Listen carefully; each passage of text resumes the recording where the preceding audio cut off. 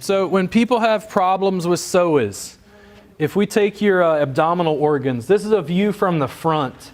And basically they've scooped out all your internal organs. Psoas is this guy right here, connects on the inside of the femur, right along the lumbar spine. I have questions about whether people have a tight psoas or they have an inactive psoas.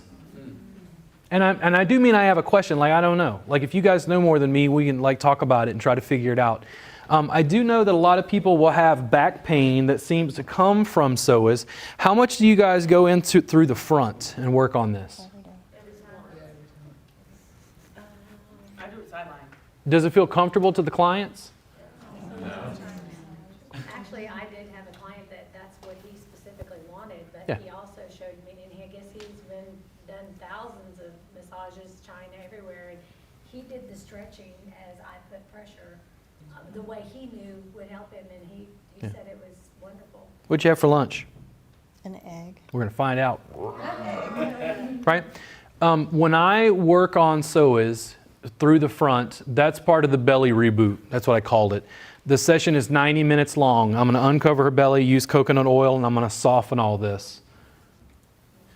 Probably 30 minutes, just like working my way in. And then after all the superficial muscles feel like butter, it starts to feel like I'm working on abdominal organs.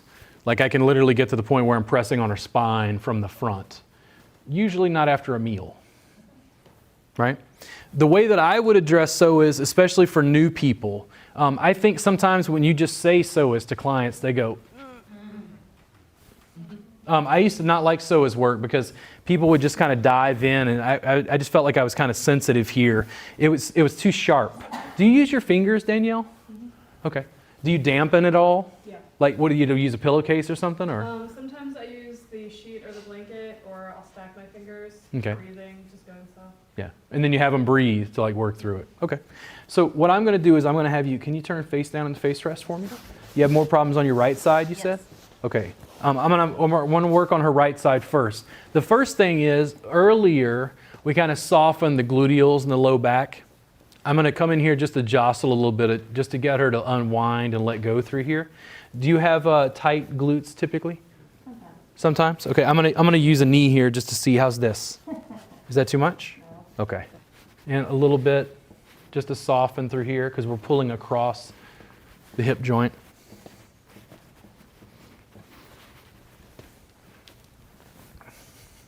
I'm going to do the single leg variety. Okay, the single leg version. This is much easier on a table.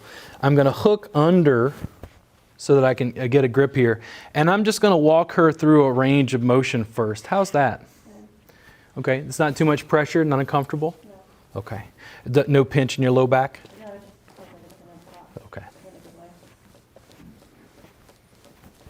So above the iliac crest and on the same side, in this case her right side, I'm going to isolate above the iliac crest with the heel of my palm.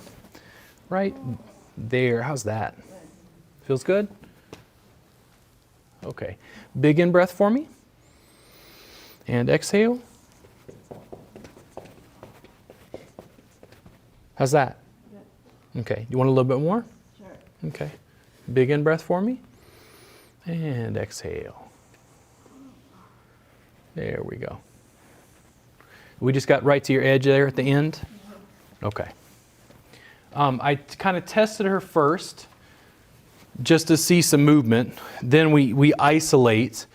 If I want to use this version, I can. It depends on the size of the person, okay? Sometimes if I'm working with a really large client, ladies, you ever work on a guy where you feel like you'd have to reach down this way? Yeah, because they're large enough, right? After we do this version, we're going to do this in side lying as well, and I'm going to show you a more biomechanically effective way. This puts a little bit of strain on my back because I have to lean over the table, right? I'm going to do this one again since she has a little more problems on this side. Big in breath for me, and exhale.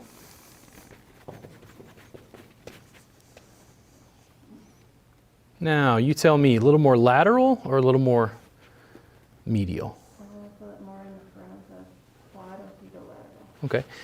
If I take the quad out as much, is that better?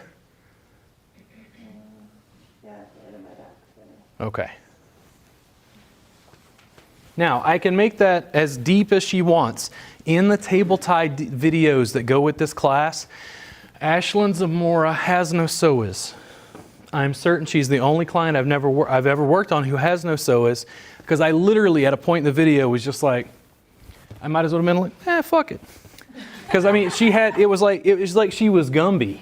I could just take her leg and throw it over here, and she's like, oh yeah. She just like hyperlordosis, like it doesn't even bother her. Yeah. So I'm going to do this again so you can see under the knee here, little handle. I'm going to jostle just a little bit. Right above the iliac crest. I can do this without, just to test the range of motion. It doesn't isolate psoas as much as when you press above the iliac crest. Because when I do this, her lumbar spine comes along with me, right? Twists. When I put a little pressure right above the iliac crest right here, I'm isolating and pulling through the front. I'm in the back, but I'm lengthening the front. Is that too much on your quad? Okay. Big in breath for me. And exhale. I'm going to bring her up and over. No more than that? Okay. No, I'll give her just a little bit of rock, a little bit of movement. I can't see her face, so I have to communicate with her verbally. How did that one feel? Do you want another pass? Okay. Big in breath for me. And exhale. There we go. How's that? Not too much? That feels like it's right at her edge. Now, if I decided she had too much quad, you see how I adjusted so she could straight leg? Same basic idea, just took the quadriceps out, hip flexors. How was that?